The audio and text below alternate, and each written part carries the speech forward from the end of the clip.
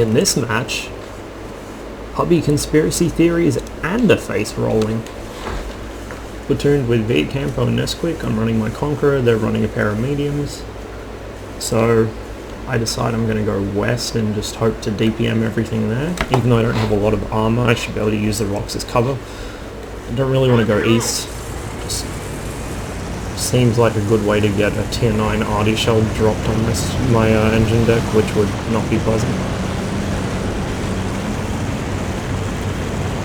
So a good deal of our heavies are also going to be joining me, so I won't be left out with my balls hanging in the wind for once.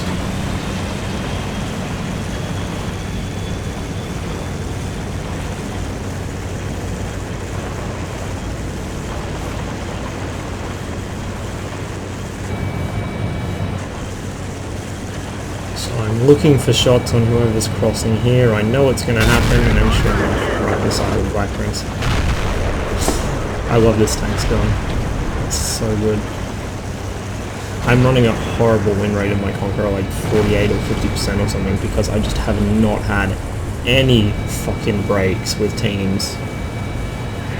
But my average damage in it's not too bad.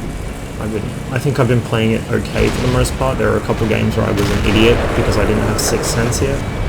But for the most part, I think I've been playing it pretty well. It's just, you don't have the armor to really do everything yourself unless you get really lucky. And, you know, kind of have to do everything yourself sometimes. So this guy's distracted, so I roll in behind him and put a nice big shell up his ass. Apparently he doesn't appreciate this. He can not appreciate it in his garage. So now I got Black Prince, who's too scared to push out, Damaged Centurion, and a Type 59 who has issues with object permanence. Though I probably would too if a 4502B started trying to fucking ram me. Pop a low roll shot into him, but it forces him back into the 4502. Who I figure can handle him while I deal with the same. Now, as I said, the comp doesn't have armor. It's very, very thin. It has angles that can cause some troll bounces, but it just doesn't have the actual thickness there to back it up. So, when a bit later the Centurion starts bragging about how he was tearing my shit up, that's why he has a very, very high pen gun for a tier 8 medium, and I have no armor at all. Plus I was kind of playing carelessly because I knew that he wouldn't be able to kill me. It's the luxury of not being a shitter like him. I know how many hit points I can afford to give away, and I make sure I don't give away more than that. I also try not to suicide out alone, so you can see I've got good support here from the rest of our team.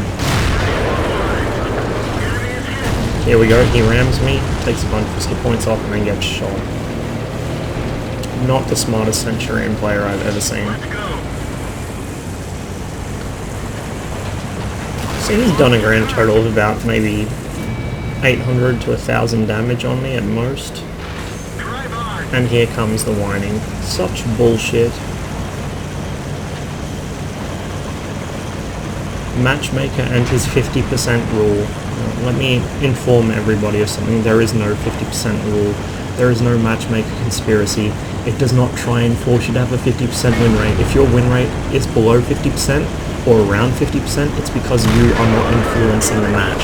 In fact, if it's below about 48%, it means you are influencing the match in a very negative way just by being on your team.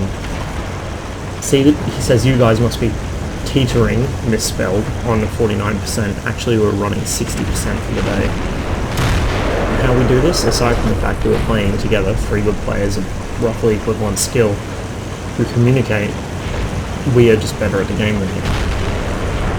There is no conspiracy to win rate, it is simple math. One player may not swing the match every single time, but one player most certainly affects every single match. And the more you affect it, the more your win rate's going to climb.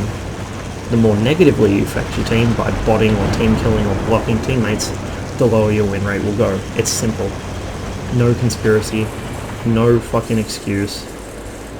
If anyone tells you otherwise, tell them to go back to grade school and learn basic probability. doesn't make sense on any mathematical or logical level that there's some sort of conspiracy behind Matchmaker. Oh yes, and buy a Conqueror. It's a very good tank.